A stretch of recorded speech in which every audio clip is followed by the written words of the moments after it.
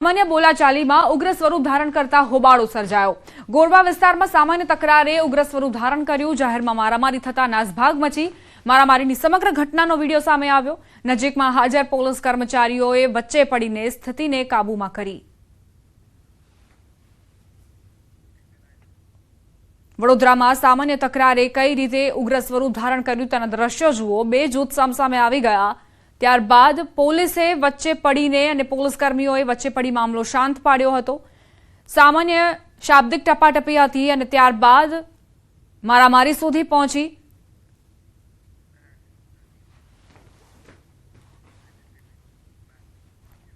महत्वपूर्ण समाचार प्राप्त थई रह्या छे। गुजरातवासीओ आ मावठाने हळवाशथी न लेता આજથી 2 દિવસ ગુજરાતમાં ભારે વરસાદની આગાહી છે। 2 દિવસ બાદ રાજ્યમાં અતિ ભારે વરસાદ વરસી શકે છે।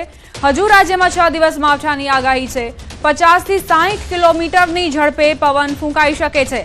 આજે ગુજરાતના 16 જિલ્લામાં વરસાદનું ઓરેન્જ એલર્ટ તો આજે 17 જિલ્લામાં વરસાદનું યલો એલર્ટ છે।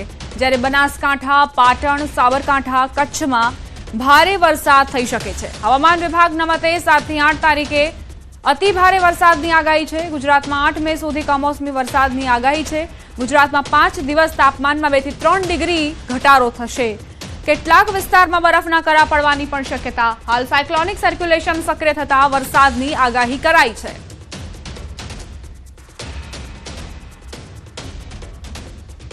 તો આજે ક્યાં ક્યાં વરસાદની આગાહી છે તેને પણ સમજવાનો પ્રયત્ન કરીશું।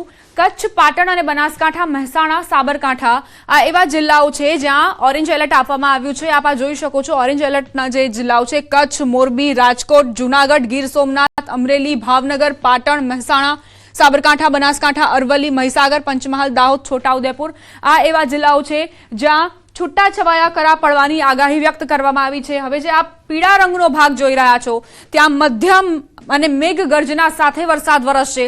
તો સૌરાષ્ટ્રના આ કેટલાક જિલ્લાઓ છે દ્વારકા, પોરબંદર, જામનગર, સુરેન્દ્રનગર, બોટાદ જ્યાં વરસાદની સંભાવનાઓ છે અને મેઘગર્જના સાથે વરસાદ ખાબકશે। આ સિવાય મધ્ય ગુજરાતની વાત કરીએ અમદાવાદ, ગાંધીનગર, ખેડા, આણંદ, વડોદરા, દક્ષિણ ગુજરાતના ભરૂચ, નર્મદા, સુરત, તાપી, નવસારી, વલસાડ, ડાંગ આ એવા જિલ્લાઓ છે જ્યાં વરસાદ વરસવાની સંભાવનાઓ છે એ પણ મેઘગર્જના સાથે।